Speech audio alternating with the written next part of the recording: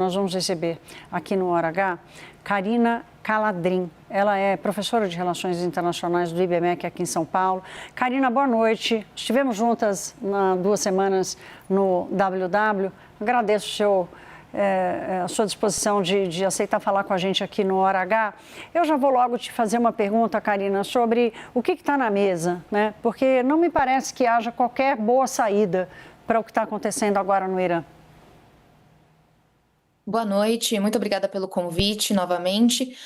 Sim, eu também não vejo uma saída que seja fácil e que não seja violenta, porque, né, o regime ele não parece que irá ceder. Nós vemos o número de mortos somente aumentando, isso que nós não temos um número, né, confirmado desses mortos, isso pelo apagão que o Irã tem enfrentado, né, de internet, de comunicações. Então, há uma estimativa por alguns órgãos, ONGs, de quantos mortos, né, já teriam, né, sido, ceifados nessa empreitada do regime iraniano contra os manifestantes, né, contra os próprios cidadãos do país. Então o regime já disse que não vai ceder, não vai se reformar, não vai ouvir os manifestantes com algum tipo de abertura, algum tipo de reforma interna, né, que não seja a sua saída, obviamente, que isso eles não vão aceitar, mas um meio termo. O que eles estão apostando é no confronto. E esse confronto tem levado a um número de mortes, prisões e também agora, né, totalmente o corte da internet e da comunicação geral no país também, né, ligações telefônicas que foram cortadas pelo regime do Ayatollah. Do outro lado, nós vemos uma possível intervenção norte-americana, que também não será pacífica. Então, a Donald Trump já anunciou as tarifas, né? Então, uma tarifa de 25% para aumentar, né, as sanções que o Irã já recebe, isso do programa nuclear iraniano, mas aumentar o número de sanções, que isso só prejudica a população local, uma vez que as sanções elas tendem a aumentar o custo de vida e a piorar a situação econômica iraniana, que foi a causa inicial das manifestações, e o regime não pretende ceder a uma piora da qualidade econômica, né, da economia como um todo. Então, uma intervenção militar parece ser o próximo passo, o que deve levar a uma guerra, a um conflito ainda maior. Vamos lembrar que o Irã é uma potência militar forte na região, diferente de outros países que os Estados Unidos já fizeram intervenções. Sim. Agora, eu queria te ouvir sobre os aliados do Irã. Estou falando de China e de Putin. Assim como reagiram ali meio devagar, meio disfarçadamente sobre a captura de Maduro, agora aumenta um pouco o tom, mas não é como no passado, quando havia uma resposta muito mais forte, né? O que isso quer dizer? Que cada um já se contentou com o seu próprio conflito? Quanto isso aumenta a situação de risco no Irã, no Oriente Médio como um todo, Karina?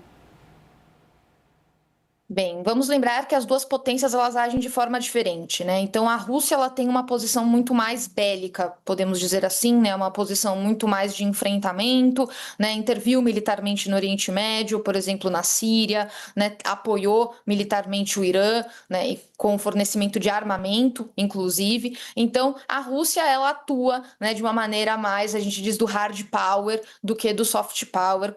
A China ela usa mais o soft power, né? Então ali na região especificamente, tá? Então, a Rússia, ela tem, de fato, como você disse, não tem atuado agora com um discurso muito duro, condenou, obviamente, ações externas, mas não tem atuado como numa defesa direta ao Irã. Isso porque o Irã, no ano passado, 2025, sofreu baixas muito importantes. Isso por ataques dos Estados Unidos e ataques também de Israel. Naquela guerra de Israel e Irã, que vimos no ano passado, que vários líderes, né, militares foram mortos, que teve um ataque direto a também postos específicos do programa nuclear iraniano, ataques foram feitos a esses postos também pelos Estados Unidos, então isso representou uma perda muito grande para o Irã e a Rússia não quer investir em quem está perdendo, né? A Rússia tem uma frente muito maior agora, que é na Ucrânia, em que ela pode sair vitoriosa, tem negociado, inclusive, para ganhar território na Ucrânia, então ela não vai investir em uma frente que pode sair perdedora. Então a Rússia ela não vai fazer esse cálculo agora. E a China, ela tem, como eu disse, uma postura diferente, uma postura mais de soft power, querendo evitar esses conflitos, exatamente porque ela quer ganhar no comércio, ganhar na sua investida econômica. E os conflitos prejudicam essa estratégia chinesa. Então ela vai tentar apoiar numa forma de dissuadir a região de um conflito mais amplo.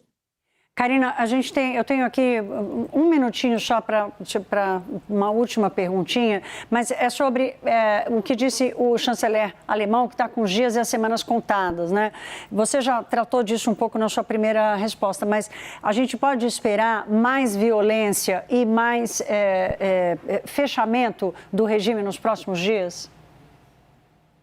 Sim, eu acho que podemos esperar mais violência. O regime não deu indicativos que irá ceder a isso, e eu não acho que não sou tão otimista a pensar que seriam poucos dias desse regime, porque o regime iraniano ele é ainda muito forte.